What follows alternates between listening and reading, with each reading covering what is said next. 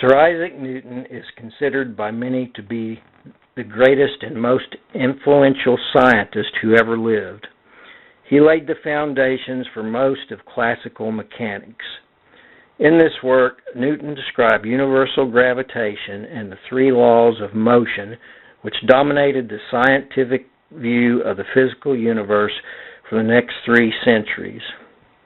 He developed the theory of color based on the observation that a prism decomposes white light into the many colors that form the visible spectrum. He formulated an empirical law of cooling and studied the speed of sound. In mathematics, Newton shares the credit for the development of differential and integral calculus. He also demonstrated the generalized binomial theorem, developed Newton's method for approximating the roots of a function, and contributed to the study of power series. Newton was also interested in Prisca Sapientia, or sacred wisdom, which was a common belief of many scholars during Newton's lifetime. The idea was that new discoveries weren't being made so much as they were rediscovering the knowledge of ancient scholars that had been lost over the ages. There is truth to that, since the ancient Greeks contributed many important developments to the field of mathematics, including the basic rules of geometry, the idea of formal mathematical proof, and discoveries in number theory, mathematical analysis, applied mathematics, and approached close to establishing integral calculus. In the 3rd century BC, the first heliocentric planetary system was suggested. The circumference of the Earth was also estimated with great accuracy.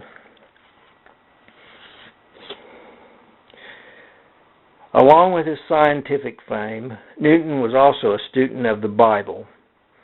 To Newton, the geometry of Solomon's temple was represented more than a mathematical blueprint. It also provided a time frame chronology of Hebrew history.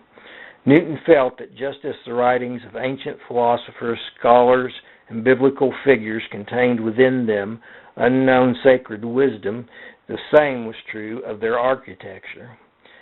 He believed that these men had hidden their knowledge in a complex code of symbolic and mathematical language that, when deciphered, would reveal an unknown knowledge of how nature works. Modern scholars have also discovered surprising facts about the temple and tabernacle of Scripture. The Old Testament tabernacle and temples were symbolically designed to point to the end-time reality of God's presence and were representative of Jesus Christ.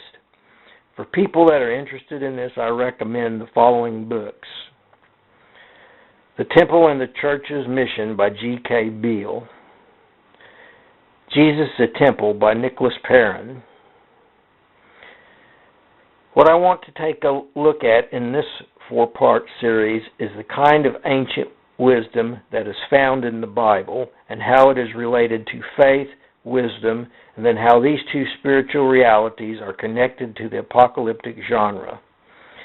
Faith is evidence of wisdom, and the Bible represents both with symbolic imagery, some of which is found in common with other ancient cultures. I apologize in advance for mispronouncing any names.